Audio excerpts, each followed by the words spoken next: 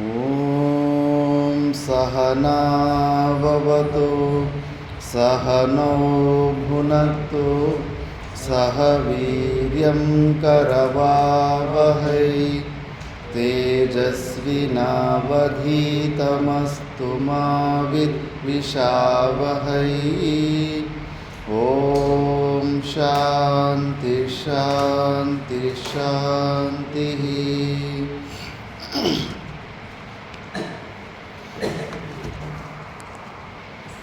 మనము అష్టావక్ర గీత గురించి విచారణ చేస్తుంటే ఇందులో 18వ అధ్యాయం 44 శ్లోకాల వరకు విచారణ చేసింటే ఇప్పుడు 45వ శ్లోకం.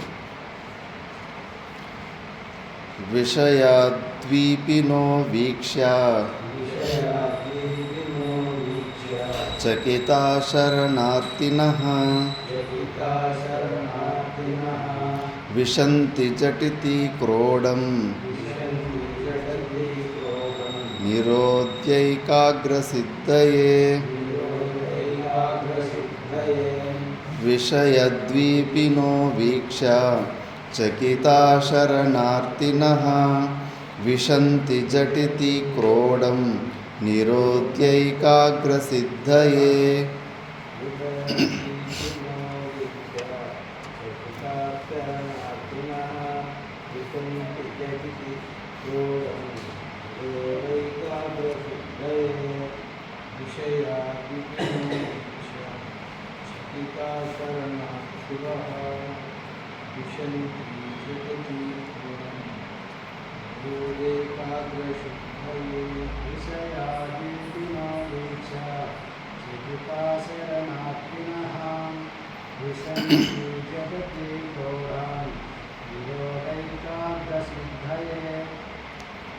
విషయదీపినో వీక్ష్య అంటే విషయరూపమైన క్రూరమైన విషయాలని చూసి, ఇంకా పులి అనుకోండి ఏదన్నా అనుకోండి, ఆ క్రూరమైన విషయాలని చూసి సాధకులైన వాళ్ళు భయపడి, ఎట్లా అయితే కన్నా మనం ఇండ్లోకి అక్కడ ఇక్కడ తప్పించుకోవడానికి పారిపోతామో అట్లా పారిపోవడానికి వాళ్ళు ఏకాగ్రతని మళ్ళీ చిత్తవృత్తి నిరోధాన్ని ఈ 2 మార్గాలను పట్టుకుంటారు. అంటే పిరికి వాళ్ళే అని అర్థము. విశంతి జటితి క్రోడం నిరోధైకాగ్రసిద్ధయే అంటే వీళ్ళు తట్టుకోలేకపోతారు, దానికి యుద్ధం చేయలేకపోతారు, బెదిరిపోతారు ఆ విషయాలను చూసి.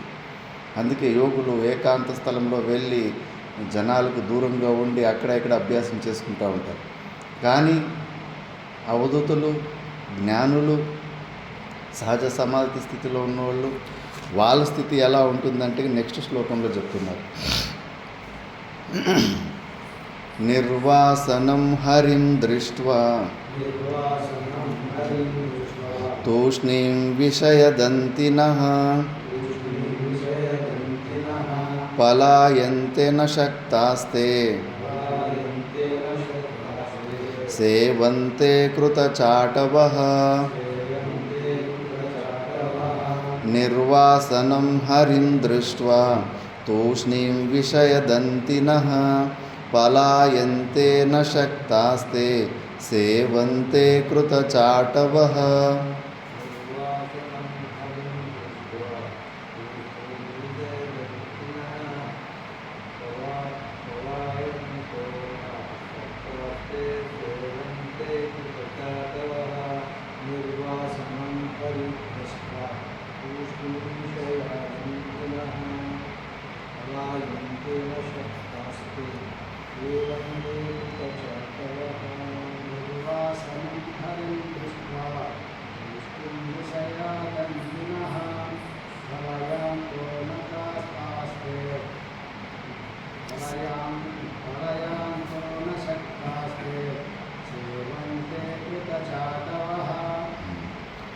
అవధూతలలో నిర్వాసనం హరిం దృష్ట్వా అంటే ఏ వాసనలు లేవు. ఆ జ్ఞానం పొందిన జ్ఞాని అవధూతలో, ఎందుకంటే జగత్తు సంపూర్ణంగా మిథ్యాత్వ నిశ్చయమైపోయింది, శరీరంతో తాదాత్మ్య సంబంధం పోయింది కాబట్టి లోపల కోరికలు పుట్టడానికి ఇంకా ఆస్కారమే లేకుండా అయింది. కాబట్టి అలాంటి నిర్వాసనమైన సింహం ఆ నిర్వాసనం అనే సింహాన్ని చూసి హరిం దృష్ట్వా తూష్ణీం విషయదంతినః, ఈ ఏనుగుల్లాగా ఉన్న విషయాలు ఆ సింహాన్ని చూసి ఇవే పారిపోతాయండి. కానీ ఇది జ్ఞానాన్ని పొందలేని ముముక్షువు విషయాలకి భయపడి చిత్తవృత్తి నిరోధాన్ని, చిత్త ఏకాగ్రతని ఎక్కడో ఒక చోట ధ్యానం పెట్టి దేవుల్లో పెట్టాలని వాడు బెదిరిపోయి అలాంటి సాధనలు చేస్తుంటాడు. కానీ ఈ జ్ఞానిని చూసి విషయాలే పారిపోతూ ఉంటాయి. ఒకవేళ పారిపోలేకపోతే పలాయంతే నా శక్తాస్తే పారిపోవడానికి వీలు కానివి సేవంతే కృతచాటవహ, ఏమంటారు దాన్ని, డొమెస్టిక్ అనిమల్స్ అంటే పాలించిన వస్తువుల్లాగా. ఎలాగైతే మనం ఆవుల్ని వాటిని మనము వశీకరణ చేసుకొని మనం సాకిన కుక్కలు వచ్చి మనకు తోకలు అడుచుకొని మనకు చెప్పినట్లు మన ఆజ్ఞని పాటిస్తూ ఉంటాయో అలా ఆజ్ఞాకారంగా అవి మారిపోతాయి. అంటే విషయాలు కూడా.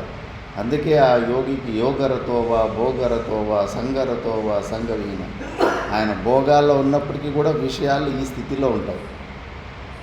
ఆయనకు సేవలు చేస్తుంటాయి కానీ ఆయనను హాని చేసేంత సామర్థ్యాన్ని అవి పొంది ఉండవు. కాబట్టి ఆ జ్ఞానం అంతటి అద్భుతమైన స్థితి. అలాంటి జ్ఞానాన్ని పొందాలి కదా. ఏంది ఎప్పుడు చూసినా భయపడతావు విషయాలకి, ఎక్కడ పారిపోతావు, ఎక్కడ పోయినా ఉంటాయి నీకు అవి. కళ్ళకు చూసేలాంటి రూపాలు లేని ప్రపంచంలో జాగా ఉందా? శబ్దాలు లేని స్థలం ఉందా? స్పర్శలు లేని వాన కానీ చలి కానీ గాలి కానీ అన్ని స్పర్శేంద్రియానికి తాకుతూనే ఉంటాయి. అడవిలోకి పోయినా కూడా ఈ అన్ని ఇంద్రియాల విషయాలు అక్కడ కూడా ఉంటాయి. ఎక్కడ పోయినా నీ వెంబడే ఉంటాయి. మరి అందుకే నువ్వు వీళ్ళ మధ్యలోనే యుద్ధాన్ని నేర్చుకో. వివేకానందుడు ఎవరికైనా సాధకు స్టార్టింగ్లో అన్నిటినీ దూరంగా ఉండి టెంప్టింగ్ ఆబ్జెక్ట్లకి ఏకాంతంలో అభ్యాసం చేసుకొని వచ్చి మళ్ళీ మార్కెట్ మధ్యలో కూర్చొని అభ్యాసం చేసుకునేవాడు.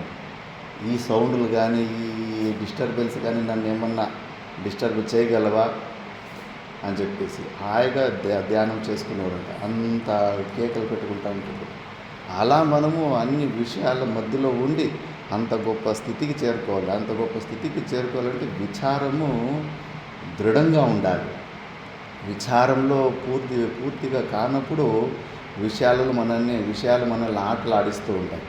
ప్రతిదీ కూడా మనల్ని డిస్టర్బ్ చేసే సామర్థ్యాన్ని పొంది ఉంటుంది. ప్రతిదీ కూడా సిచ్యుయేషన్ కానీ, వ్యక్తులు కానీ, దోమలు కానీ, చీమలు కానీ, సౌండ్ కానీ, రూపాలు కానీ. కొంతమంది చూసాం కదా, మహిళలను చూస్తేనే విసుక్కుంటారు. అదే వాళ్ళకి పెద్ద చూస్తేనే డిస్టర్బెన్స్ అయిపోతూ ఉంటుంది. రకరకాలుగా నువ్వు డిస్టర్బ్ అయిపోవాలనుకుంటే కానీ ఎన్ని విషయాలు ఉంటాయి, అన్ని విషయాలు చిన్న విషయాల్లో కూడా నువ్వు డిస్టర్బ్ అయిపోతూ ఉంటావు. కానీ నువ్వు ఎలాంటి జ్ఞానాన్ని పొందాలి, ఇలాంటివి ఎన్ని చూసినా, ఇంద్రియాల విషయాలు చూసినా కూడా ఆ విషయాలు నిన్ను చూసి భయపడి పారిపోవాలి. కానీ నువ్వు వాటికి బెదిరేలాంటి స్థితిలో ఉండకూడదు. కాబట్టి అలాంటి స్థితిలో ఉంటారు అవధూతులు అని. నెక్స్ట్ శ్లోకంలో నముక్తికారికాం దత్తే నిశ్శంకో యుక్త మానసః పశ్యన్ శృణ్వన్ స్పృశన్ జిగ్రన్ నశ్నన్నాస్తే యథా సుఖం. నముక్తికారికాం దత్తే నిశ్శంకో యుక్త మానసః పశ్యన్ శృణ్వన్ స్పృశన్ జిగ్రన్ నశ్నన్నస్తే యథా సుఖం.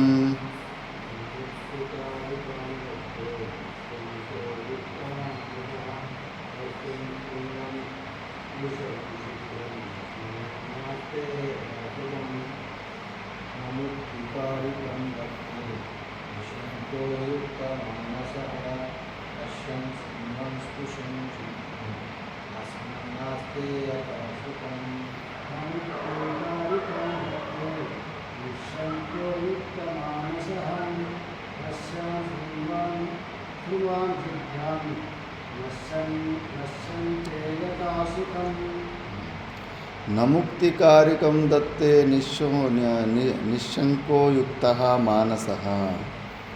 నిస్సంశయోక్త.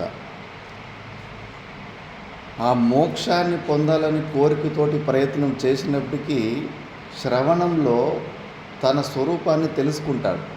తెలుసుకున్న తర్వాత మళ్ళీ నేను ముక్తిని పొందాలి అనే కోరిక కూడా చంపేసుకుంటాడు. నేను ఆల్రెడీ ముక్తుడుగానే ఉన్నాను, బంధనంలో ఉన్నానని అజ్ఞానం ద్వారా, కల్పితం ద్వారా నేను అనుకుంటా ఉంటాను. కానీ నేను ముక్తుడుగానే ఉన్నాను అన్న విషయాన్ని తెలుసుకుంటాడు. ఈ విషయాన్ని సరిగ్గా తెలుసుకున్న వ్యక్తి ఇంకా నేను మోక్షాన్ని పొందాలి పొందాలి పొందాలి పొందాలని ఎప్పుడు పెండింగ్ ఫైల్ లాగానే అలాగే పెట్టుకుంటాడు. ఇక్కడే డిఫరెన్స్. విచారంలో దృఢ నిశ్చయం చేసుకో. నేను ఇంకా మోక్షాన్ని పొందడానికి నేను ప్రయత్నం చేస్తున్నానంటే, ఆ ప్రయత్నాలు చేస్తున్నానంటే ఇంకా నువ్వు తెలుసుకోవడంలో ఏదో క్లారిటీ మిస్సింగ్ ఉంది. నువ్వు ఆల్రెడీ ముక్తుడుగానే ఉన్నావు అన్న విషయం తెలుసుకున్న తర్వాత ఆ ముక్తి కోసము ప్రయత్నం చేయడు. మళ్ళీ తర్వాత ఆ జీవన్ముక్తి స్థితిలో ఉండి అన్ని క్రియలు చేస్తున్నప్పటికీ పశ్యన్ శృణ్వన్, చూస్తూ ఉంటూ వింటూ ఉంటూ స్పర్శ చేస్తూ అన్ని క్రియలు అన్ని ఇంద్రియాల ద్వారా విషయభోగాలు అనుభవిస్తుంటూ కూడా తన స్వరూపంలోనే ఎప్పుడు సుఖంగానే ఉంటాడు. అన్ని ప్రయత్నాలని ఆపేసుకుంటాడు. ఇది మనం తెలుసుకోవాల్సిన ఇది.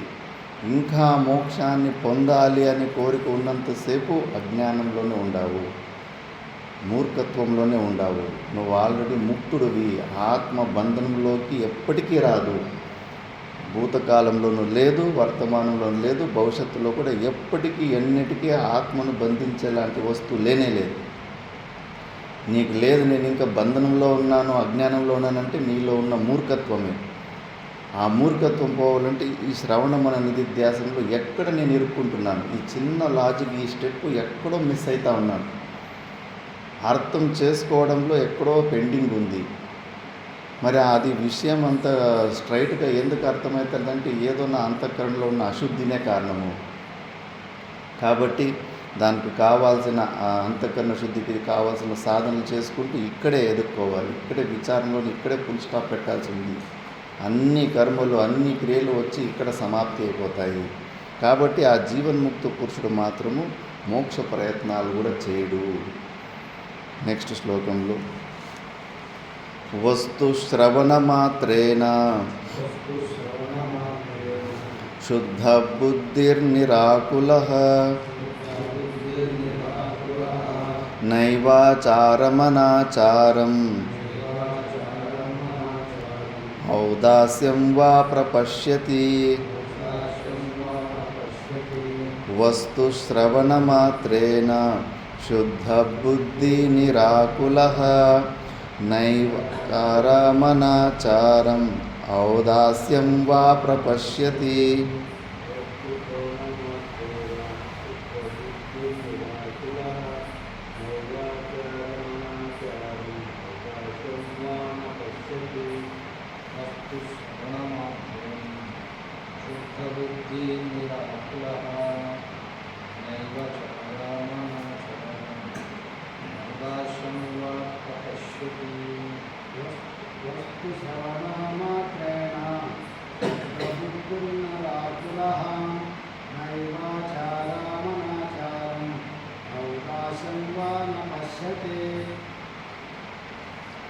వస్తు శ్రవణ మాత్రేణ శుద్ధ బుద్ధిర్నిరాకులః. కేవలం శ్రవణంలోనే తన పని అయిపోతుంది అంటున్నాడు అష్టావక్రుడు. భామతికరుడు ఇదే మాట అంటాడు. మనన నిధిధ్యాసనాలు మనలో ఉన్న అంతఃకరణలో ఉన్న అశుద్ధి వల్లనే ఆ 2 స్టెప్పులకి పోవాల్సిన అవసరం వస్తూ ఉంది. అత్యంత ఏకాగ్రత ఉంటే శ్రవణంలోనే పని అయిపోతుంది. సత్యం, నువ్వు నీ ఆత్మస్వరూపాన్ని యథార్థంగా మంచి ఏకాగ్రతతో నువ్వు వింటూ ఉంటేనే, చోటా మహారాజు క్లాస్ రూమ్లోనే సమాధి స్థితికి వెళ్ళిపోయాడు. ఈశావాస్యము ఉపనిషత్తులోని ఆ మంత్రంలోని ఒక్క మంత్రంలోనే ఆ స్థితికి వెళ్ళిపోయాడు. ఎందుకంటే ఆయన అంతఃకరణ శుద్ధి ఉత్తమమైన అధికారి కాబట్టి అంత గొప్ప స్థితికి టక్కని అక్కడికి వెళ్ళిపోయాడు. మనం పోలేకపోతున్నామంటే అంతఃకరణలో ఉన్న అశుద్ధినే కారణము. మననము నిధిధ్యాసనము మనలోని అంతఃకరణ అశుద్ధి, మనలో ఉన్న పాప మూటలనే చూపిస్తుంటాయి. ఎక్కువ సమయం ఎక్కువ తీసుకుంటూ ఉందంటే కానీ మనలో ఉన్న అధికారత్వంలో లోపం ఉంది అని అర్థము. కాబట్టి వస్తు శ్రవణ మాత్రేణ శుద్ధ బుద్ధి నిరాకులః. ఈ సత్యం జస్ట్ ఒకసారి మర్చిపోయింది, ఒకసారి గుర్తు చేస్తే సార్ టక్కనే వచ్చేస్తారు. ఇప్పుడు సినిమా యాక్టర్లు కొన్ని రోళ్ళు చేస్తూ ఉంటారు. ముఖ్యంగా ఒక్కొక్క సీన్‌ని 20 సార్లు, 30 సార్లు మంచి సీన్ వచ్చే వరకు అదే చెప్పిస్తూ ఉంటారు. ఈ భూత ప్రేత సినిమాల్లో చేసేటప్పుడు వాళ్ళు దెయ్యంలాగా నటించాలి. దెయ్యం పట్టినోళ్ళలాగా నటించాలి. అది మరీ కొన్ని వారాల పాటు అదే యాక్టింగ్‌లో అభ్యాసం చేసి చాలామందికి నిజంగానే పట్టేసింది. నిజంగానే భూత ప్రేతాలు పట్టేసిన హీరోయిన్‌లు కూడా. మరి అలాంటప్పటికి మళ్ళీ హిప్నోటైజ్ చేసి డాక్టర్ దగ్గరికి సైకియాట్రిస్ట్ తీసుకెళ్ళి ఇది కేవలం యాక్టింగ్ చేసి నువ్వు ఇలా ఇరుక్కుపో అని చెప్పేసి మళ్ళీ వాళ్ళని వెనక్కి తీసుకురావాలి. అప్పుడు కొద్దిగా ఆ స్మరణ చేస్తే ఓహో అవును కదా నేను నిజమైన ఈ స్వరూపంలోనే ఉన్నానని చెప్పేసి. చాలామంది కథలు ఉన్నాయి అట్లా యాక్టింగ్ ఫీల్డ్‌లోనే ఒక 100 కన్నా ఎక్కువ మంది యాక్టింగ్ కోసం చాలా మంచిగా చేయాలని చెప్పేసి ఆ రోల్ని చదివి డైరెక్ట్‌గా కూర్చోబెడతారు. కూర్చోబెట్టేసి ఆ ఎమోషన్ తెప్పిస్తారు. ఎందుకంటే లేకపోతే ఏడుపు రాదు యాక్టింగ్‌లో. దొంగేడుపు పెడితే కానీ ఆ సినిమాలో ఎవరికి అది బాగుండదు. వాళ్ళతోటి నిజంగానే వాళ్ళని ఏడిపిస్తారు. ఏడిపించే టెక్నిక్‌లు ఉంటాయి. ఇలాంటివన్నీ దుఃఖాంత నాటకాలు చెప్పి వాళ్ళని దుఃఖాన్ని బయటికి తెప్పించేస్తారు. అవన్నీ ట్రైనింగ్ ఉంటాయి అవన్నీ. కానీ అప్పుడు మర్చిపోయి ఉంటారు నేను నా నటుడిని నేను ఈ వ్యక్తిని కాదు, నాకేమి సమస్యలు లేవన్న విషయాన్ని ఆ సమయంలో మర్చిపోయి ఉంటారు. బయట నుంచి ఎవడో ఒకడు కొద్దిగా అలర్ట్ చేయాలి. నరసింహస్వామి డ్రామాలు వేసినప్పుడు ఏ ఊర్లో నరసింహస్వామి గుడి ఉంటుందో అప్పట్లో మంచి భక్తులు ఉపాసకులు ఉండేవాళ్ళు కదా. ఆ నరసింహస్వామి డ్రామా వేసినప్పుడు వాడు హిరణ్యకశిపుడు ప్రహ్లాదానికి విపరీతమైన హింస చేస్తూ ఉంటే చూస్తున్న ప్రేక్షకుల్లోకి ఎవరికో ఒకరికి నరసింహస్వామి వచ్చేసి పైన హిరణ్యాక్షుని నిజంగానే పొట్టలు తీసి చంపేవారు. 7-8 కేసులు జరిగినాయి బ్రిటిష్ వాళ్ళ కాలంలో. బ్రిటిష్ వాళ్ళు మళ్ళా ఏ ఊర్లో నరసింహస్వామి గుడి ఉంటుందో ఆ ఊరిలో నరసింహస్వామి భక్త ప్రహ్లాద నాటకం చేయకూడదని కానూన్ చేసింది.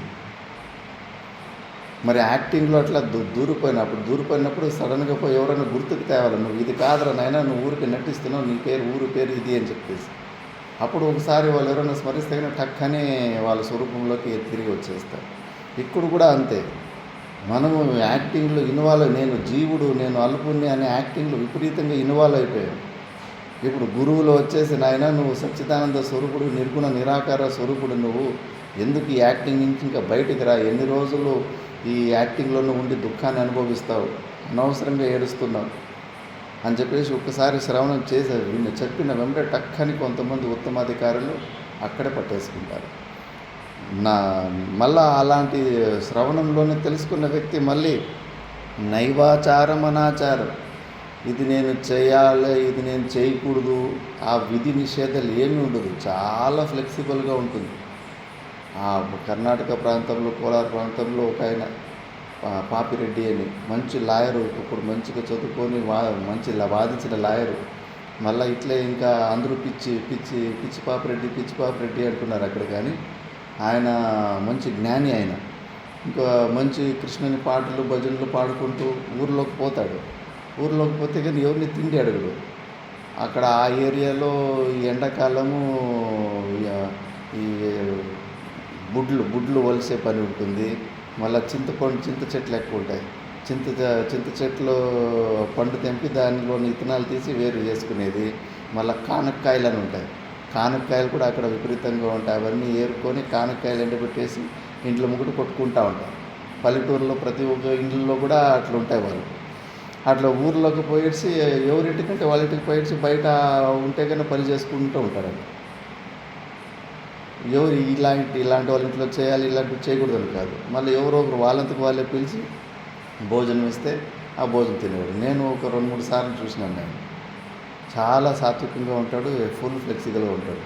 మళ్ళా తర్వాత తెలిసింది ఆయనకు 10-15 మంది మంచి ఇంజనీర్లు, ఆయా ఆఫీసర్లు, శిష్యులు ఉన్నారు ఆయన.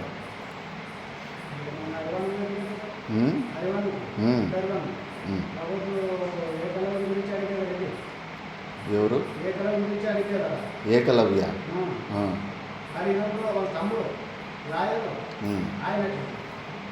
ఆయన తమ్ముడు అట్లే ఉన్నా, తమ్ముడు అట్లే అలాంటి సాధన. అలా చెప్పలేము ఎవరు ఎలాంటి ఎవరని మనం చెప్పలేము. ఎందుకంటే వాళ్ళు ఇలా పని చేయకూడదు, ఇది టాప్ లెవెల్ పని, ఇది లో లెవెల్ పని, అవన్నీ ఏవి లేవు. అవన్నీ అనిపిస్తున్నాయి. కొన్ని కొన్ని పనులే ఇది నేను చేయను, ఇది నేను చేస్తున్నాను, విధి అంటే కన్నా ఇంకా ఆ స్థితికి పోలేదు అని. వాళ్ళకి ఏది ఉండదు. ఎలాంటి పని ఇలాంటి పని చేయకూడదు, ఇలాంటి పని చేయరాదని ఫుల్ ఫ్లెక్సిబుల్గా అయిపోతారు. ఔదాస్యం వా ప్రపశ్యతే. ఉదాసీన భావాన్ని కూడా అది కూడా ఒక భావనే కదా. ఇప్పుడు ఇద్దరు లొల్లి చేసుకుంటా ఉంటే వాళ్ళ ఆ లొల్లిలో నువ్వు పోయి వాళ్ళు పెద్ద మనిషిలాగా ఆపే ప్రయత్నం చేసే ఒక తత్వం. నాకెందుకు నాయనా కూడా వాళ్ళు ఏమన్నా చేసుకొని అని చెప్పి సైలెంట్గా ఉండేది. ఇది కూడా ఒక భావమే కదా. ఉదాసీనం కూడా ఒక భావమే కదా. ఆ భావం కూడా తావలేదని ఇంతకుముందు ఔదాసీన్య సమాశ్రయా త్యజసుహృన్ మిత్రారి దుర్వాసనం అని. ఉదాసీనతని నువ్వు ఇన్వాల్వ్ కాకుండా ఉన్న తత్వాన్ని గ్రహించి నువ్వు సాధన చేయాలని చెప్పుకుంటూ వచ్చారు. ఇప్పుడు దాన్ని కూడా తీసేస్తున్నావు. ఆ ఉదాసీన భావం కూడా లేదు. వాడు ఏమన్నా చేసుకొని అని చెప్పేసి చచ్చిపోని నాకేమి అలా కూడా లేదు. నేను కంపల్సరీ వాళ్ళపై సహాయం చేయాలని ఆ భావం లేదు. ఏ భావాలు లేవు. ఎవడి పుణ్యం ఉంటుందో ఆ మహానుభావుడి శరీరం వల్ల ఎవరికి ఏం సహాయం జరుగుతుందో వాడు అదృష్టవంతుడు అంతే. మళ్ళీ ఇప్పుడు ఉదాసీన భావంతో ఉండేట్టుగా ఇక్కడ బలవంతంగా ఎక్కడ ఎవడన్నా ఆకలి నీళ్ళు లేకుండా తొండాడి సస్తూ ఉంటే కూడా మనం పట్టించుకోకుండా వదిలేసుకోవడం. ఒక నిర్దయతత్వానికి వెళ్ళిపోతాం మనం అజ్ఞానులైతే. కానీ ఆ మహానుభావుడికి ఆ ఉదాసీన భావం కూడా ఉండదు. అంత ఫ్లెక్సిబుల్గా ఉంటాడు. నెక్స్ట్ యదా యత్కురుతు మాయాత్ యథా యత్కురుతు మాయాతి కర్తు యదా యత్కర్తు మాయాతి తదా తత్కురుతే రుజుః శుభం వాప్యాశుభం వాపి తస్య చేష్టా హి బాలవత్ యదా యత్కర్తుమాయాతి తదా తత్కురుతే రుజుః వాపి తస్య చేష్టా హి బాలవత్.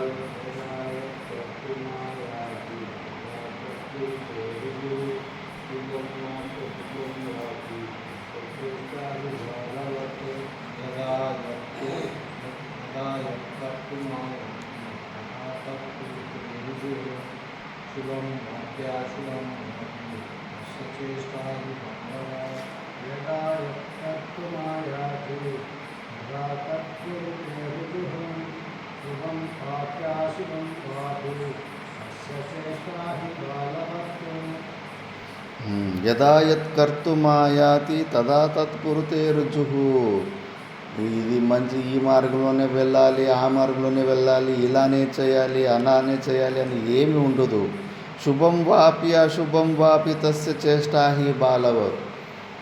ఆయన శరీర సంఘాతంలో మంచి పనులు కావచ్చు, ఏదైనా హింసకరమైన పనులు కూడా కావచ్చు. తొన్నే స్వాములు చూసాము, కొట్టే స్వాములు చూసాము, కట్టి తీసుకొని తొరంలాడే స్వాములు చూసాము. వాళ్ళ దగ్గర తొన్నిచ్చుకోవాలని చెప్పేసి ఇంకా పోతూ ఉంటారు ఆశీర్వాదం తీసుకోవడానికి. వాళ్ళకి చిన్నపిల్లలు అంతే కదా. చిన్నపిల్లలకి ఏ పని చేయాలి, ఏ పని చేయకూడదని ఎలాంటి తత్వంలో ఉంటారో వాళ్ళు కూడా అలాంటి స్వభావంలోకి వెళ్ళిపోతారు. మరి పాపం పనులు చేస్తే మంచిది కాదు కదా అంటే లేదు. ఆ శరీర సంఘాతానికి ఎవడికో ఆ దెబ్బ పడాల్సి ఉంటుంది. దానివల్ల అలాంటి మహానుభావుడికి ఒక దెబ్బ తిన్నా కూడా మనది ప్రాణం పోయే జాగాలో ఒక దెబ్బతోటి దాన్ని మాఫీ చేసింటాడు మహానుభావుడు. అలాంటి మహాపురుషులతోటి ఒక్కటి కూడా అన్యాయం పని జరగదు. అర్జునుడు ధర్మయుద్ధం చేస్తున్నప్పుడు అక్కడ ఒక ఋషులు పక్షి రూపంలో గూడులో ఉంటే కన్నా ఆ పక్షి గూడు కింద పడిపోయి ఉంటుంది. కింద పడిపోతే కన్నా వాటిని రక్షించడానికి అర్జునుడు కొడితే కానీ ఒక ఏనుగు మెడకు పోయి ఆ గంటకు పడి గంటపై ఆపై ఆ ఋషి రూపంలో ఉన్న పక్షులకి రక్షణగా పడుతుంది. అంటే మంచివారిని, ధర్మాత్ములని, అలాంటి మహానుభావుల నుంచి చెడు పనులు జరగవు. ఏ హింసాత్మకమైన కర్మలు, శాస్త్ర నిషిద్ధమైన కర్మలు జరగవు. మనకు చూడ్డానికి అలా జరిగినట్టు అనిపించినా కూడా వాడికి తగిన అదేదో శిక్ష పడి ఉంటుంది.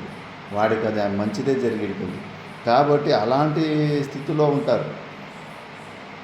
వాళ్ళని పోలీసులకు పట్టించేస్తే పిచ్చోడని చెప్పేసి ఎవరి పిల్లలు ఊరికి వాళ్ళని వీళ్ళని కొడుతున్నాడు, కనిపించిన వాళ్ళతో కొడుతున్నాడు, కనిపించిన వాళ్ళకంతా రాళ్ళతో కొడుతున్నాడు అంటే కానీ పోలీసులకు ఫోన్ చేసి పిచ్చోడని పట్టించేస్తారు. ఎవరికి తెలుసా అలాంటి స్థితిలో ఉంటారు. ఇది చేయాలా ఇది చేయకూడదు అనేది లేదు. ఎలా తస్య చేష్టా హి బాలవత్, చిన్నపిల్లల్లాగా చేస్తూ ఉంటుంది. మనం గుర్తుపెట్టలేము. ఎడ్డి కావాలరా, గుడ్డే కావాలరా, యోగ దిట్ట తెరవలరా అని చెప్పేసి చిన్న చిన్న మనస్తత్వంలోకి వెళ్ళిపోతారు. మనకు అహంకారం ఉంది కాబట్టి మనం ఆ స్థాయికి పోలేము. పెద్దరికము పెద్దగానే మాట్లాడతాం, పెద్దగానే హావభావాలు చూపిస్తూ ఉంటాం. వాళ్ళకి అలా ఉంటుంది. చిన్నపిల్లలతో అలాగే మింగలకి గోళీలాట కూడా ఆడుకుంటూ ఉంటారు.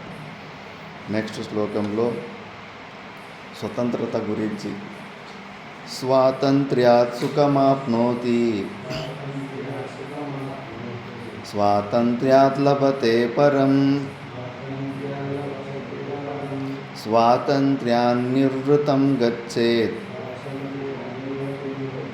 స్వాతంత్ర్యాత్ పరమం పదం స్వాతంత్ర్యాత్ సుఖమాప్నోతి స్వాతంత్ర్యాత్ లభతే పరం స్వాతంత్ర్యాన్నివృతం గచ్చేత్ స్వాతంత్ర్యాత్ పరమం పదం.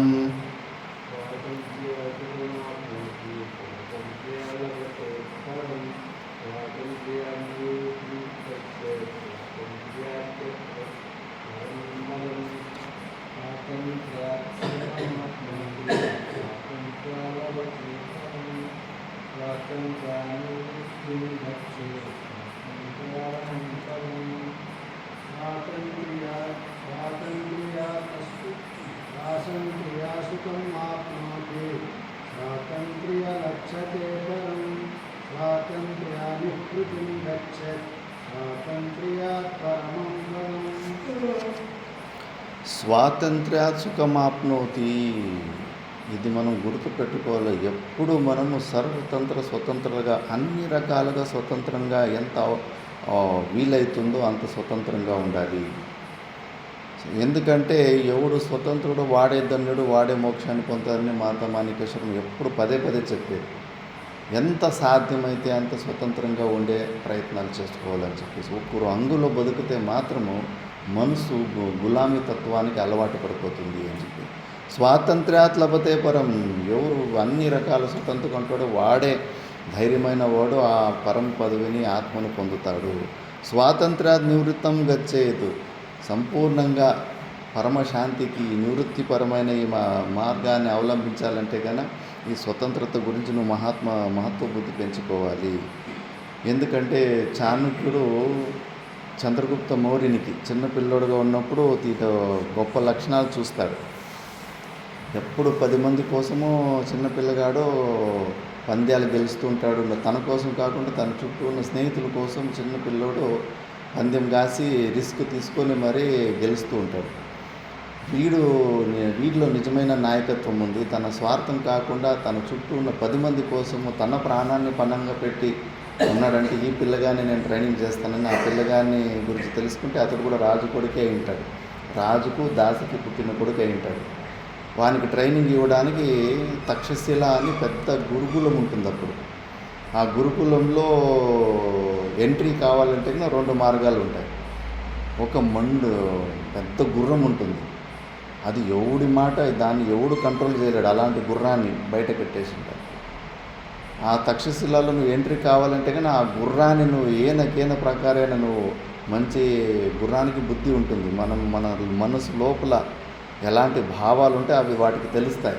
వీడు నాకు హాని చేయడానికి వస్తున్నాడా లేదా వీడు నన్ను స్నేహం చేసుకోవడానికి వస్తున్నాడా, ఇవి భలే తెలుసుకుంటాయి అవి. అందుకే నువ్వు ఏ గుర్రం నువ్వు ట్రైనింగ్ కావాలనుకుంటే ఫస్ట్ దాని మనసు గెలవాలి. మనసు బలంతో కొద్దిగా కఠినమైనప్పటికీ ఒక 2-3 టన్నులు తిన్నప్పటికీ కూడా దాని మీద కూర్చొని సవారీ చేస్తే లోపల ఎంట్రన్స్ ఉంటుంది. ఇంకో మార్గం ఉంటుంది. లోపల రాజులు కొడుకులు ఉంటారు కదా, రాజుల కొడుకులకి కోట, ఇక్కడ ఎంపీ కోట ఉన్నట్టు కేంద్రీయ విద్యాలయంలో ఎంపీ కోటాకి 2 సీట్లు ఇస్తారు. వాళ్ళు ఎవరికైనా వాళ్ళ భక్తులకి ఇచ్చుకోవచ్చు. అట్లా రాజుల కొడుకులకి ఆ కోట ఉంటుంది. ఆ కోట ద్వారా వాళ్ళ రికమెండేషన్ ద్వారా లోపలికి పోవచ్చు. ఫస్ట్ చంద్రగుప్త మౌర్యుడు ఈ గుర్రాన్ని కంట్రోల్ చేయలేని పోతాడు. అది చూస్తే భయంకరంగా ఉంటుంది. అమ్మో, అది ఎగిరెగిరి తొన్నిన స్టైళ్ళు అవి ఇవి ఎగిరింది చూసి ఇది నా వల్ల ఏ పని కాదు, ఒక తొన్నిపోతే ప్రాణాలే పోయేటట్టు ఉన్నాయి. ఆ రికమెండేషన్ ఆ రాజు కొడుకు ఉన్నాడు కదా, రాజు కొడుకు కొంచెము రిక్వెస్ట్ చేసుకొని వాడి రికమెండేషన్ తోటి లోపలికి పోదాము. సరే అని ఇంకా ఈ మార్గాన్ని వదిలిపెట్టేసి ఆ రాజు కొడుకు దగ్గర సరెండర్ అవుతాడు. రాజు కొడుకు మొదలే అందరినీ ర్యాగింగ్ చేస్తుంటాడు. వాడు చెప్పినట్లు అందరూ చేస్తూ ఉండాలి. రాజులకి ఆ రజోగుణం ఉన్న వాళ్ళకి అదే తత్వం ఉంటుంది. వాళ్ళ చుట్టూ ఉన్నోళ్ళు వాళ్ళు చెప్పినట్లుగా వాళ్ళని పొగుడుతూ ఉండాలి, వాళ్ళ కాలు ఒత్తుతూ ఉండాలి, వాళ్ళు చెప్పిందంతా చేస్తూ ఉండాలి. వీడు సరే అని ఆ కోటలో పోయి చేరుకుంటాడు. వీడు ఏదైనా చదువుకోవాలన్నా అభ్యాసం చేసుకోవాలన్నా వదలరారు.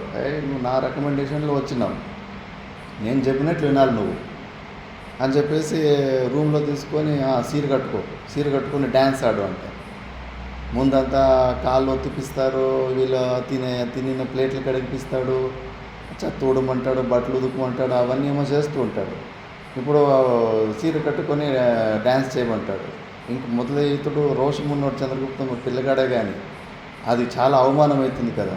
ఇంకా విధి లేక వాళ్ళ ముందు డ్యాన్స్ కూడా చేసి ఉంటాడు. బయట వచ్చేసి రాత్రి అవమానం తట్టుకోలేక ఏడుస్తూ ఉంటాడు. అప్పుడు చాణక్యుడు వస్తాడు.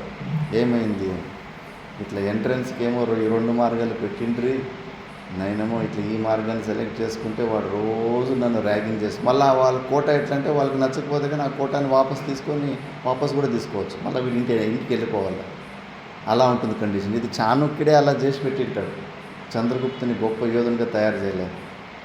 అప్పుడు చెప్పాడు, చూడు, జీవితంలో స్వతంత్ర మార్గాన్ని ఒక రంగు లేకుండా బతకడాన్ని, ఆ మార్గము కఠినమైనప్పటికీ నువ్వు కఠిన మార్గాన్ని సెలెక్ట్ చేసుకోవాలి. గుర్రాన్ని కంట్రోల్లో తెచ్చుకోవడం కష్టమని చెప్పేసి కొద్దిగా ట్రై చేసి అది ఈజీ అనుకొని అది లోపల పోతుంది. ఇప్పుడు నీ బతుకు కుక్కు బతుకైంది. ఇప్పుడే కాదు, నువ్వు ఇంకా ఆ మార్గంలో ముందుకు పోయింటే జీవితాంతం వాడు వస్తే కన్నా వాడు మూత్రం తాగాల్సిందే నువ్వు. ఎందుకంటే వాడి దగ్గర నువ్వు ఫేవర్ తీసుకున్నావు, సహాయం తీసుకున్నావు. ఒకరి దగ్గర తల వంచకుండా ఈ గుర్రాన్ని నువ్వు కంట్రోల్ చేసి లోపలిపోయి ఒక మార్గం ఉండే పోతే పాయ బోడీ ప్రాణం. ఇంకో జన్మ వస్తే కానీ ఇంకో జన్మలో మనం ఉద్ధారం కావచ్చు. కాబట్టి నువ్వు ఈ గుర్రాన్ని కంట్రోల్ చేసి అలాంటి గొప్ప మార్గాన్ని నువ్వు ఎంచుకోవాల్సి ఉంటుంది. అందుకే ఎప్పుడే కానీ నువ్వు స్వతంత్రగానే ఉండాలి. ఇలాంటి గులామీని, చంచాగిరిని స్వీకరించకూడదని చాణక్యుడు చంద్రగుప్త మౌర్యునికి చెప్పినప్పుడు మళ్ళా గుర్రాన్ని కష్టమైన ఒక వారం రోజులు ట్రై చేసి దాన్ని కంట్రోల్లో తెచ్చుకొని అక్కడ ఈ మార్గాన్ని ఎంచుకుంటాడు. అప్పుడు ఆ పరాధీనత నుంచి, గులామీ నుంచి తను బయటపడతాడు.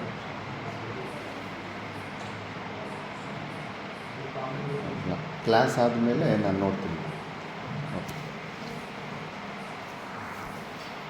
ఇలా అందుకే ఇప్పుడు అష్టావక్రుడు ఆ స్వతంత్ర స్థితి గురించి అలా చెబుతున్నాడు. ఇది ఎప్పుడు మనం గుర్తుపెట్టుకోవాలి. ఎప్పుడే కానీ ఒకరు హంగులో బతుకకూడదు. స్వతంత్రంగానే స్వయంగానే మనము జీవిస్తే కానీ అప్పుడు మనము చెప్పారు. నేను మైసూర్లో ఉన్నప్పుడు ఒక సీన్ జరిగింది. చెప్పాను కదా, స్వామీజీ ఏదైనా చెప్పిన విషయం 4-5 సార్లు చెప్పేవాడు.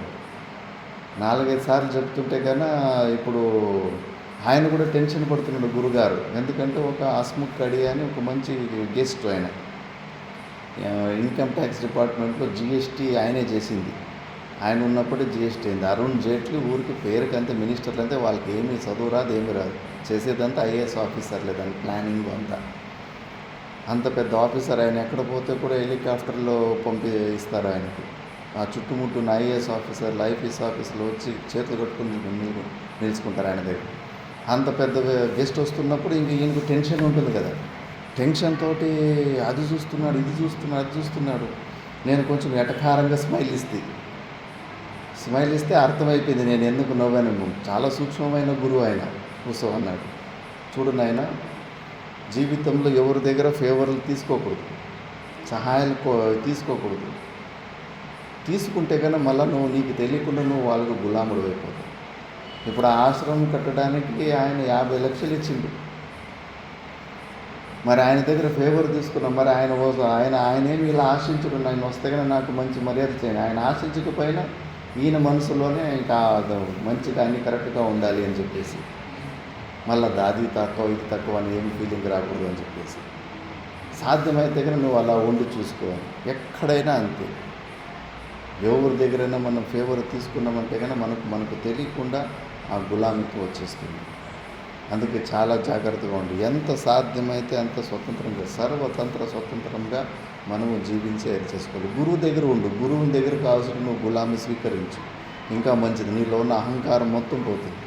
అంతేగాని వేరే ఎక్కడ ఏ విషయంలో కూడా నువ్వు తల ఉంచకూడదు. ఎన్నోసార్లు దుష్టులు ఉంటారు. ఈ మార్గంలో కూడా అంతే. మేమే 2-3 జాగాల్లో ఇరుక్కుపోయినాం. కాశీకి వచ్చాము, నర్మదా పరిక్రమ కొద్దిగా చేసుకొని, ఈ సామాన్య జనాల అంగడిలో అడిగితే కన్నా ఎవడికి ఏ ఆశ్రమం ఎక్కడుందంటే ఎవడు సరిగ్గా అడ్రస్ చెప్తలేరు. అటు చూపిస్తూ అక్కడ హనుమాన్ ఘాట్ అని, అక్కడ ఆంధ్ర ఆశ్రమం కన్నా అటువైపు పోతే దూరంలో అక్కడ ఒక అఖాడ ఉందని అక్కడ చూపించారు. దాని ఎదురుగా ఒక ఆయన డాక్టర్ సూర్యానందపురి అని బోర్డు వేసుకున్నారు. అయ్యో, డాక్టర్ అని వేసుకున్నాడంటే ఏదో కొద్దిగా చదువుకున్నాడు, శాస్త్రం తీసి చదువుకున్నట్టున్నాడు. ఆయన జ్యోతిష్యంలో కోర్స్ చేశాడు. ఈయన దగ్గర పోతే కొద్దిగా శాస్త్రం ఏదైనా విద్య నేర్పుతారని చెప్పేసి ఇంకా ఆకలితోటి సస్తున్నాం. ఇంకా ఒక్క పూట లేట్ అయితే కానీ మళ్ళీ చేతులు కాళ్ళు పనిచేయవు, అంత వీక్నెస్ అయిపోతుంది. ఏదో ఒకటి ఫస్ట్ ఆశ్రయం తీసుకోవాలి. సరే అని అక్కడ పోతే కానీ ఆశ్రయం తీసుకున్నాం.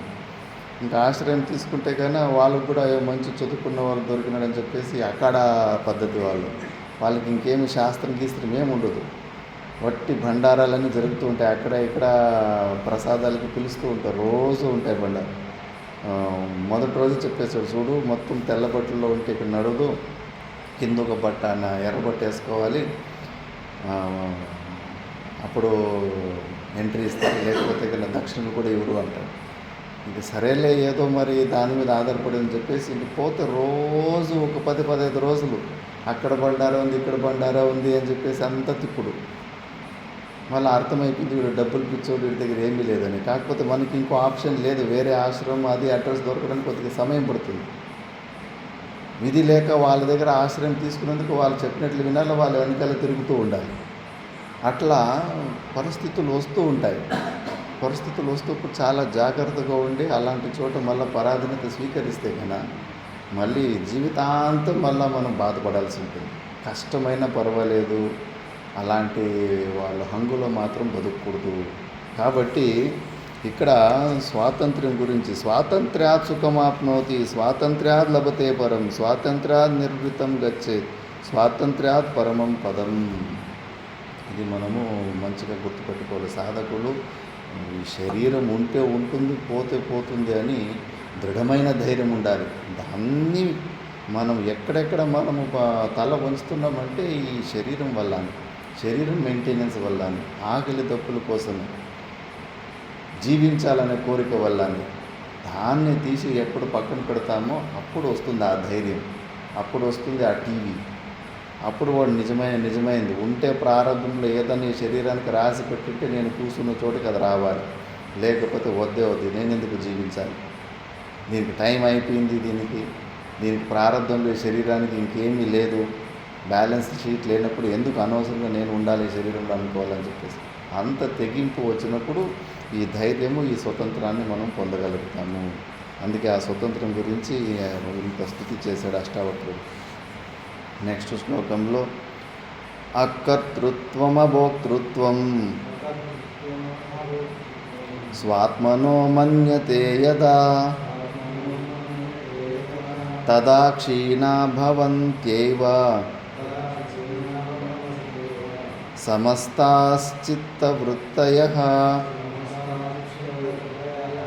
అకర్తృత్వమభోక్తృత్వం స్వాత్మనో మన్యతే యదా తదా క్షీణా భవంత్యైవ సమస్తాశ్చిత్తవృత్తయః.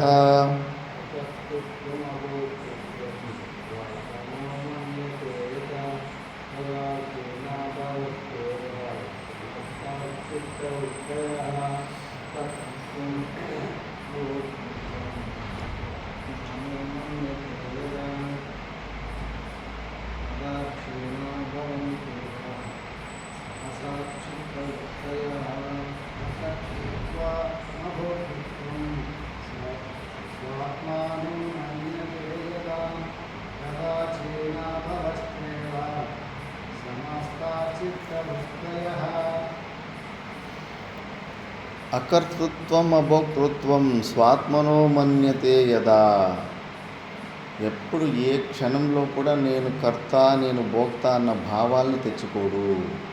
ఎలాగైతే పంచభూతాలు ఎన్నో ఉన్నాయి, సూర్యుడు ఉన్నాడు, భూమి ఉంది, భూమిలో నీళ్లు ఉన్నాయి, ఆ సూర్యుని కిరణాల తాపాలకి నీళ్ళు ఆవిరై ఎమిరిపోయి మేఘాలు అవుతుంటాయి, మేఘాలు గాలి వల్ల గుద్దుకొని ఎండాకాలం ఎండకి కరిగి మళ్ళీ వర్షం అవుతుంది. ఇవన్నీ క్రియలే కదా, యాక్షన్లు జరుగుతూ ఉన్నాయి, కర్మలు.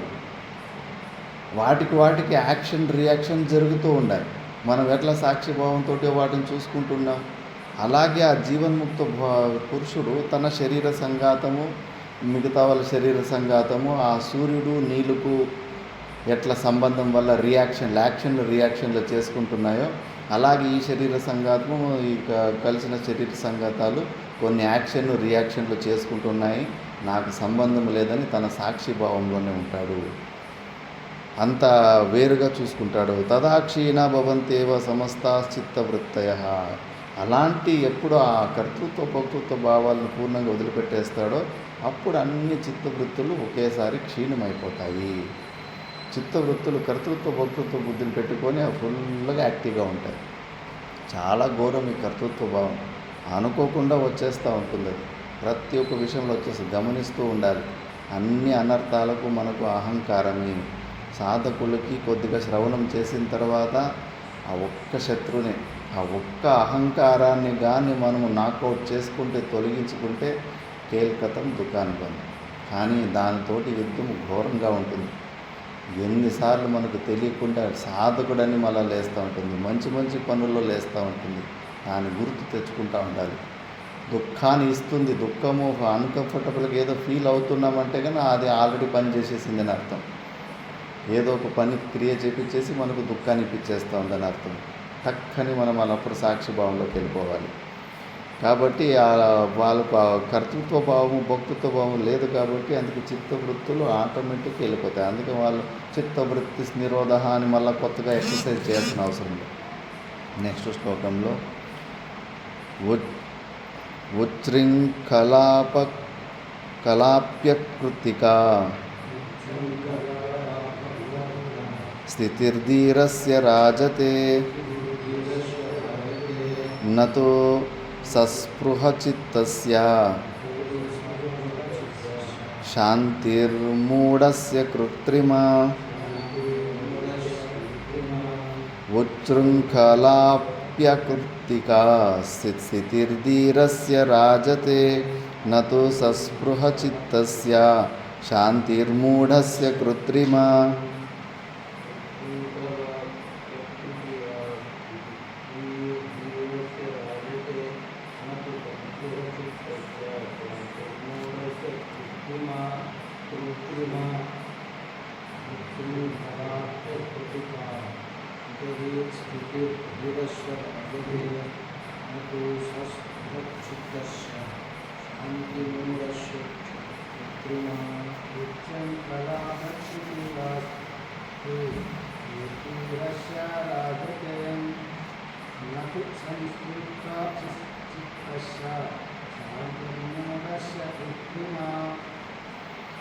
ఉచ్ఛృంఖలాప్యకృతికా స్థితిర్ధీరస్య రాజతే. ఆ జ్ఞాని నిగ్రహము ఏ క్రియలు బయట కనిపించవు. ఏదో సైలెంట్గా మాట్లాడకుండా సైలెంట్గా ఉండడం కానీ, కళ్ళు మూసుకొని పద్మాసనం వేసుకొని కూర్చోవడం కానీ, చూడ్డానికి ఏమీ చేస్తలేడు, ఆ ఊరికే రిలాక్స్గా ఉన్నాడు అన్నట్టుగా కనిపిస్తూ ఉంటాడు. అయినప్పటికీ కూడా తనలో వాస్తవికమైన శాంతి ఉంది కాబట్టి, వాస్తవికమైన నిగ్రహం ఉంది కాబట్టి చాలా ఆనందం అనిపిస్తుంది. అలాంటి వ్యక్తి దగ్గర కూర్చోవాలనిపిస్తుంది, మాట్లాడాలనిపిస్తుంది, కంఫర్టబుల్గా ఉంటుంది. అలాంటి ఉద్రిక్తమైన మనసు ఉన్నప్పుడు కూడా అలాంటి యోగుల దగ్గరికి పోతే వాడి మనసు కూడా చల్లబడిపోతుంది. అలా కాకుండా ఎవడైతే బలవంతంగా ప్రయత్నం చేసి మరి ఆ సైలెంట్ని, ఆ శాంతిని, శాంతంగా ఉండాలని బలవంతంగా మాట్లాడకుండా, ఈయన మాట్లాడుతూ ఉన్నప్పటికీ అన్ని పనులు క్రియలు చేస్తున్నప్పటికీ ఈయన పక్కలో ఈయన సహవాసంలో మంచిగా హాయిగా అనిపిస్తూ ఉంటుంది. మౌనం పాటించేవాడు, మంచి సాధన, మంచి పద్మాసనం వేసుకుని కూర్చున్నవాడు, జపం చేసుకునేవాడు, ఎప్పుడు చూస్తే కానీ ఏదో సాధనలోనే మగ్నుడిగా ఉన్నట్టుగా ఉన్నవాళ్ళు అలా ఉండదు. బయటకు కనిపిస్తుంటారు కానీ లోపల మాత్రము ఆ శాంతి ఉండదు. అలాంటి వాడు ఒకడున్నా కూడా చుట్టూ 1000 పాములు తేళ్ళు ఉన్నంత దిగులేస్తూ ఉంటుంది.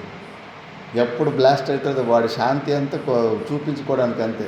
మళ్ళీ అది ఎప్పుడు బ్లాస్ట్ అవుతుందో అది పెద్ద బాంబులాగా బ్లాస్ట్ అయిపోతుంది. అలాంటి వాళ్ళు పక్కలో ఉంటే మనకు కంఫర్టబుల్, శాంతి, ఇంకా భయం వేస్తూ ఉంటాం. కానీ ఈ మహానుభావుడు అసలు ధ్యానం చేస్తూ ఉంటాడు, జపం చేయడు, కావాల్సింటే కలుపు తీస్తూ ఉంటాడు, ఆ పని చేస్తుంటాడు, ఈ పని చేస్తుంటాడు, అన్నీ నార్మల్గానే ఉంటాయి. అయినా మనకు ఆయనలో అంతర్శాంతి ఉంది కదా. అంతర్శాంతి ఉంది కాబట్టి మనందరికీ చుట్టుముట్టు ఆ వాతావరణమే, ఆ ఊరే పుణ్యక్షేత్రం అయిపోతుంది అలాంటి మహానుభావుడు ఉన్న చోట. పరస్పర వైరంగా ఉన్న పాము, నమిలి, పిల్లి, ఎలక ఇవి కూడా అలాంటి మహానుభావం దగ్గరికి వస్తే వైరాన్ని మర్చిపోతాయి, సైలెంట్గా అయిపోయి స్నేహంతో ఉంటాయంట ఆయన చుట్టూ ఆవరాలు. అలాంటి మహానుభావుడు అలా బయటికి కనిపించకపోయిన సాధన లోపల అంత శాంతిగా ఉంటాడు. కొంతమంది బయట విపరీతమైన సాధనలేమో కనిపిస్తున్నాయి, మౌనంగా ఉన్నట్టు కనిపిస్తున్నారు, కానీ ఒక్కసారి బ్లాస్ట్ అయితే మాత్రం అక్కడ ప్రళయాలు వచ్చేసి ఉంటాయి. కాబట్టి ఇంత డిఫరెన్స్ ఉంటుంది అని చెప్తున్నాడు. నెక్స్ట్, విలసంతి మహాభోగైర్ విశంతి గిరి గహ్వరాన్ నిరస్తకల్పనాధీరా అబద్ధాముక్తబుద్ధయః విలసంతి మహాభోగైర్ విశంతి గిరి గర్హవాన్ నిరస్తకల్పనాధీరా అబద్ధాముక్తబుద్ధయః.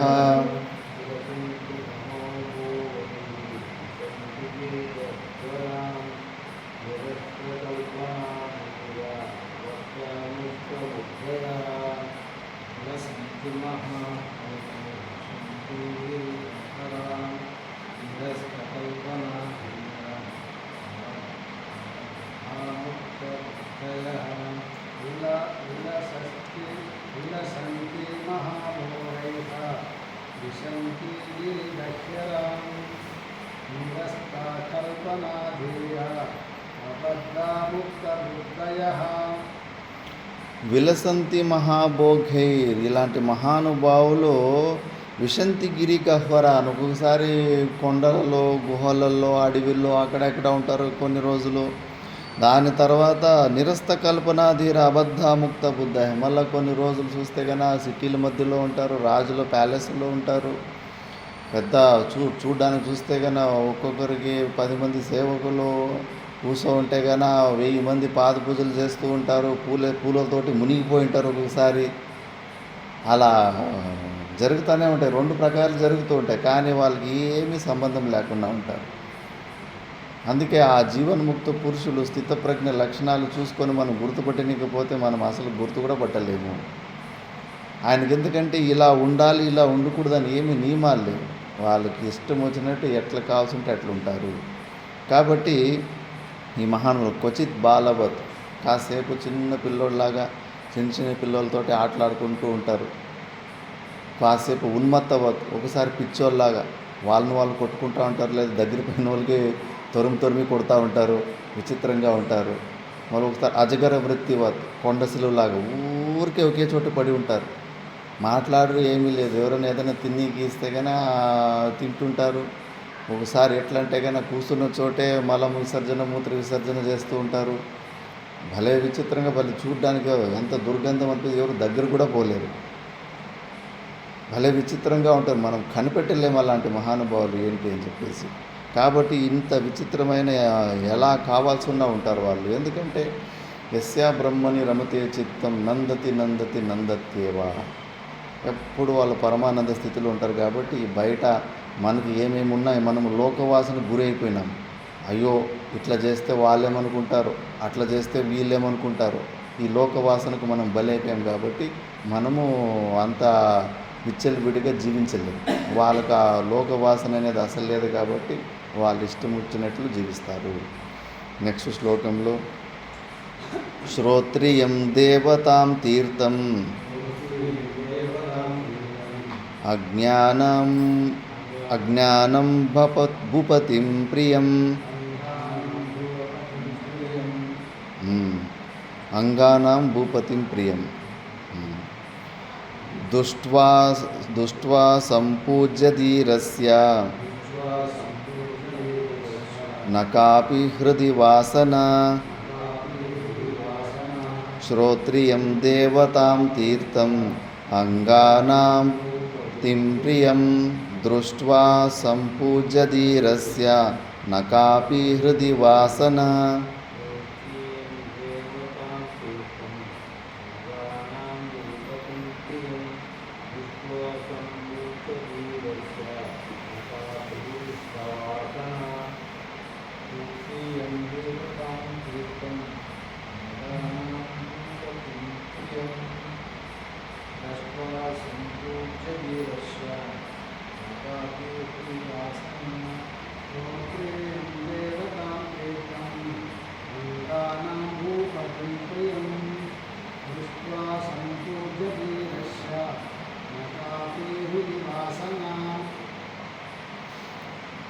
శ్రోత్రియం, ఆ జీవన్ముక్త పురుషుడు తనకన్నా భిన్నంగా ఇంకో శ్రోత్రియుని విద్వానిని చూసినప్పుడు కానీ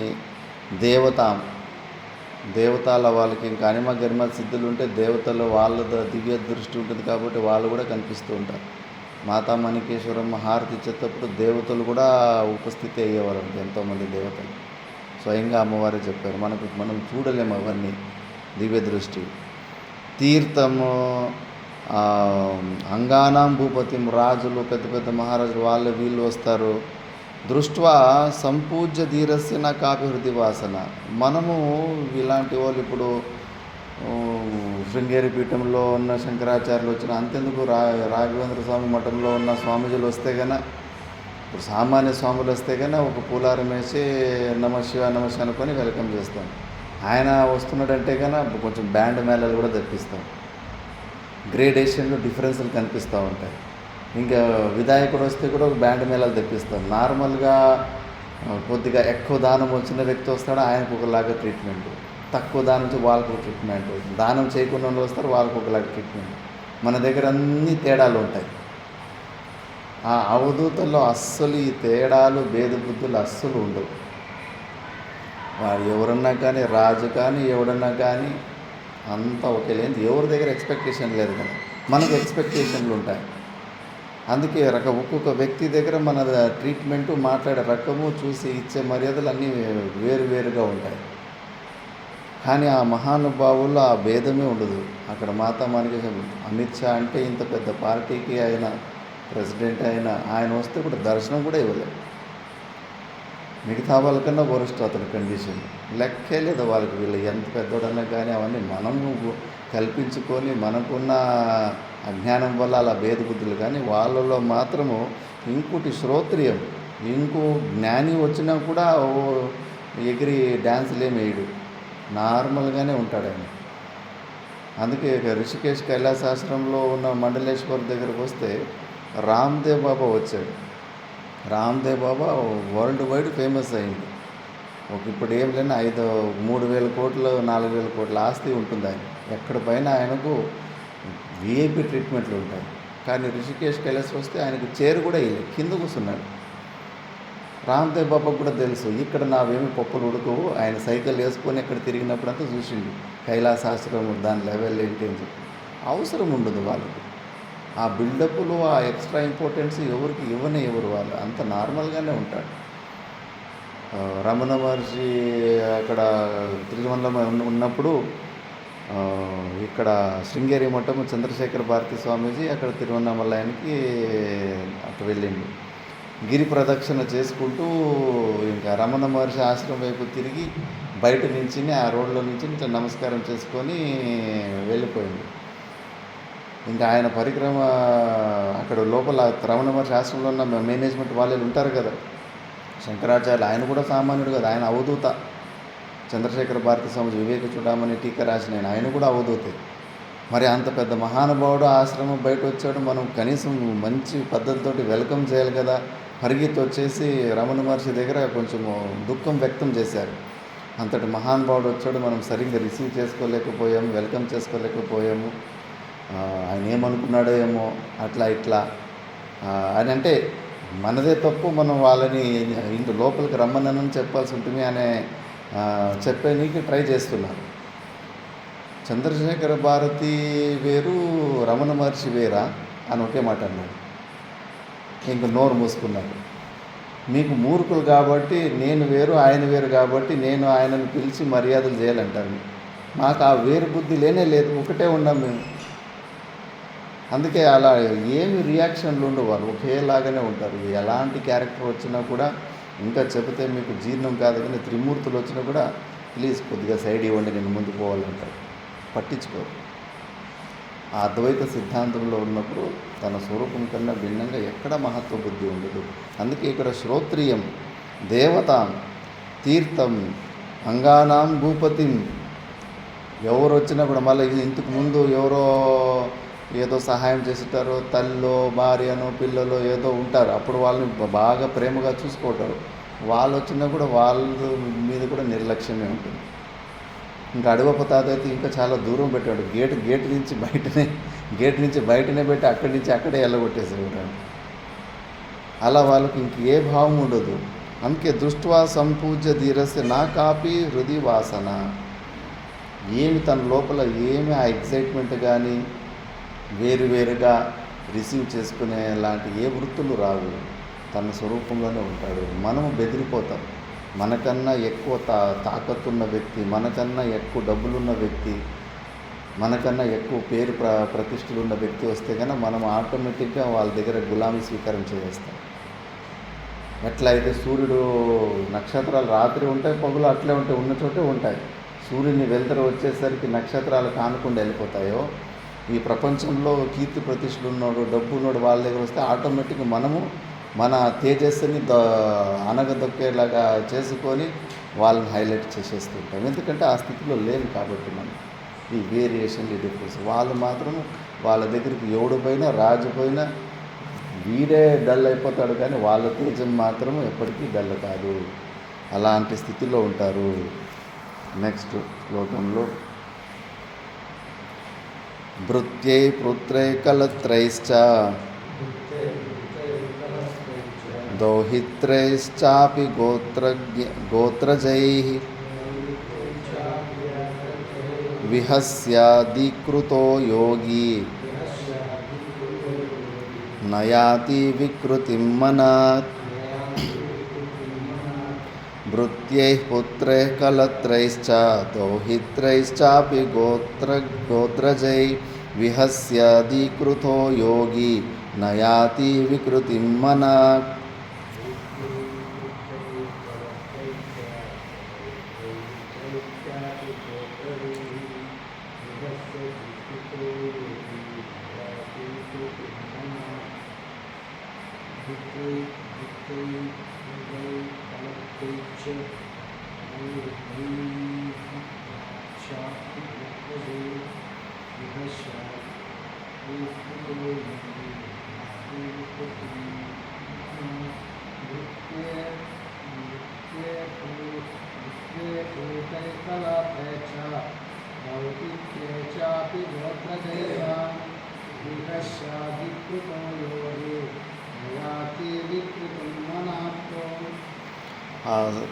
అవధూత స్థితిలో ఉన్న యోగి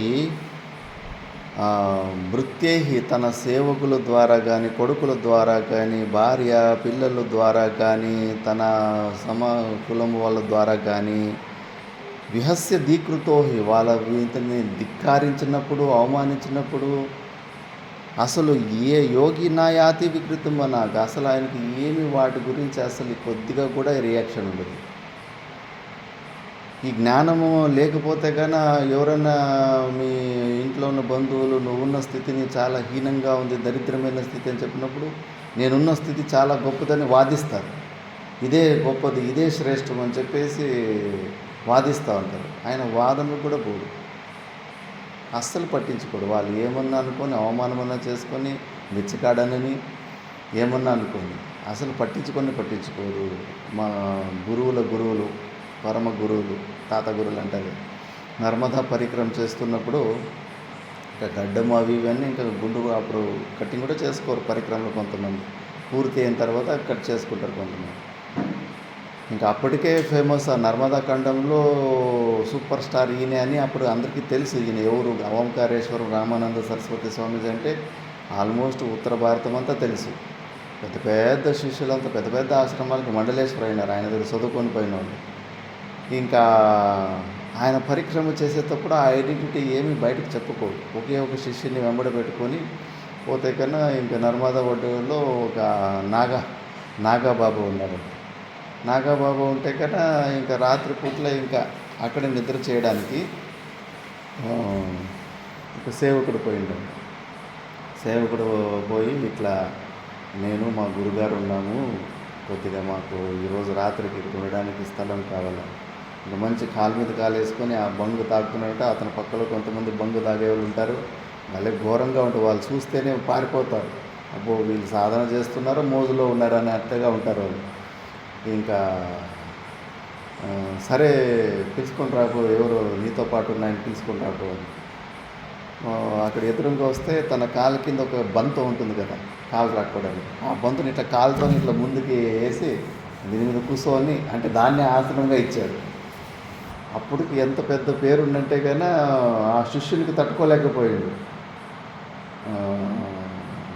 ఏం మహాత్మా ఏంటి ఇది ఇస్తున్నంటే కానీ అక్కడే ఆపేసిండు. తాత గురు నువ్వు ఊరుకు కూర్చో, దాని మీద కూర్చున్నాడు. ఆయన ఇచ్చిన బంత మీద కూర్చొని ఆయన క్యా మహాత్మా అప్పుకో హంసే క్యా చాయి, నా నుంచి ఏం కావాలంటే కానీ ఏమి లేదు, ఈరోజు రాత్రికి కొద్దిగా ఆశ్రయం ఇస్తాలంటే అక్కడ మేకలు మేపుకుంటున్నాడు.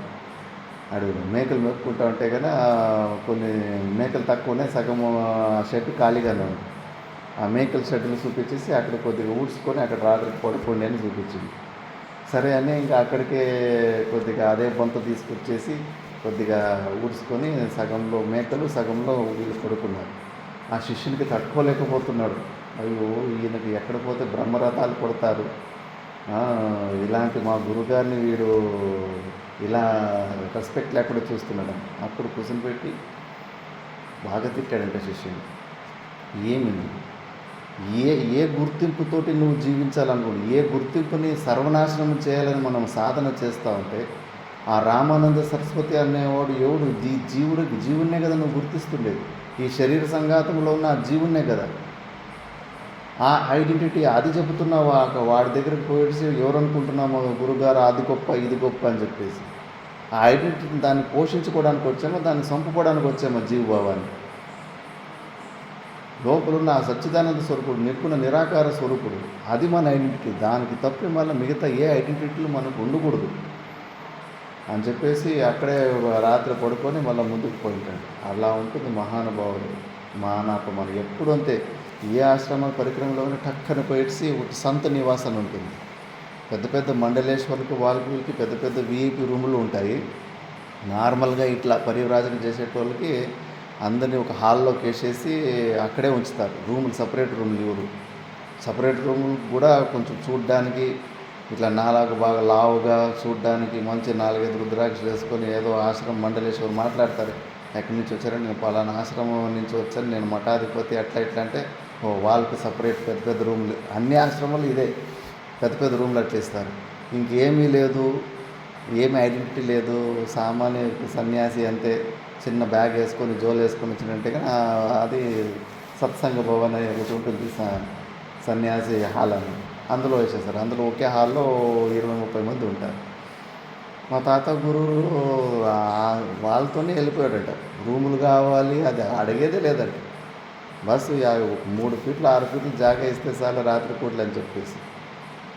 మనము విఐపి స్టేట్లో ఉన్నప్పుడు ముందుగానే ప్లాన్లు చేసుడు, ఫోన్లు చేసుడు, ఆశ్రమంలో ఎవరు పరిచయం ఉన్నారు, నేను వస్తున్నానని వాళ్ళకి తెలపండి, వచ్చేటప్పుడు వెల్కమ్లు ఉండాలా, పూలార్లు వేసుకొని రిసీవ్ చేసుకోవాలా, ముందుగానే ఏర్పాట్లు చేసుకొని నాకు రెస్పెక్ట్, నాకు నా మాన మర్యాదలకు ఏమీ తక్కువ కాకూడదు అని చెప్పేసి ముందుగానే తయారు చేసుకొని పోతాం. వాళ్ళకి అవేమీ ఉండవు, సింపుల్గా ఉంటాయి.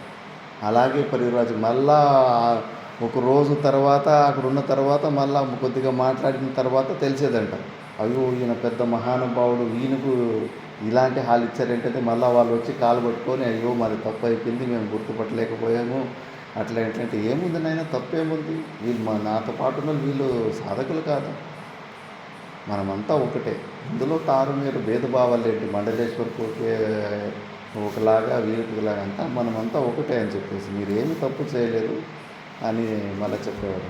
తెలిసేదే కదా, ఒకసారి 2-3 రోజులైనా కూడా తెలిసేది కదంట. అజ్ఞాతవాసంలో ఉన్నప్పుడైతే అట్లా 2-3 రోజులు ఒకసారి ఇట్లా గంగా నది తీరంలో చేసుకుంటూ హరిద్వార్కి దగ్గరికి కాశీ నుంచి గంగా నది ఒడ్లో అజ్ఞాతవాసంలో వెళ్ళిపోతే కన్నా అక్కడ ఒక ఆశ్రమంలోకి వెళ్ళాడు. ఆశ్రమంలోకి సాయంత్రం అయిపోయింది. సాయంత్రం అయిపోతే కూర్చొని అతనున్న ఆయన సరే రా అని చెప్పేసి అవకాశం ఇచ్చాడు. తను అడుగుతున్నాడు, నీ పేరేంటంటే కన్నా ఏదో సగం రామానంద సరస్వతి అని చెప్పాడు. మళ్ళీ నువ్వు ఎక్కడి నుంచి వచ్చావంటే కన్నా పేరు సరిగ్గా వినిపించుకోలే అతను. ఇట్లా ఓంకారేశ్వరం నుంచి వచ్చాను.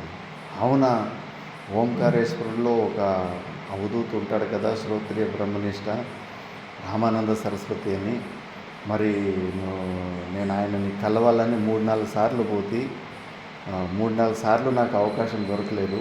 ఆయన్ని కలవాలంటే ఏం చేయాలి, నీకు ఆయనను చూసావు, నువ్వు ఆయన నీకు తెలుసా అని అడిగాడంట.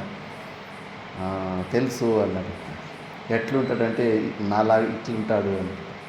అప్పుడు కొంపతీసి నువ్వే ఆయన అంటే ఆయనే నేను అన్నాడంట. అయ్యో నా అదృష్టం ఎంత బాగుంది, 3 సార్లు దర్శనం వెళ్ళినా కూడా దొరకలేదు, మీరే వచ్చారా అని చెప్పేసి చాలా ఆనందపడ్డాడంట. అట్లుంటుంది మహానుభావులు అవ్యక్త లింగం. ఆ కీర్తులు, ప్రతిష్ఠలు, టోపీలు, విఐపి ట్రీట్మెంట్లు ఇవన్నీ ఏమి పట్టించుకోరు. గాలికి ఎండిపోయిన ఆకు కొట్టుకుపోయినట్టు ఎట్లా కావాలో అట్లా ఫ్రీగా పోతూ ఉంటారు. అలాంటి స్థితిలో ఉంటారు. కాబట్టి ఎవరు ఏమి అవమానించినా ఏమి చేసినా అస్సలు పట్టించుకోరు. మరి మిగతా మనం నెక్స్ట్ క్లాస్లో చూద్దాం. ఓం పూర్ణమద పూర్ణమిదం పూర్ణాత్ పూర్ణముదచ్యతే పూర్ణస్య పూర్ణమాదాయ పూర్ణమేవావశిష్యతే. ఓం శాంతి శాంతి శాంతి.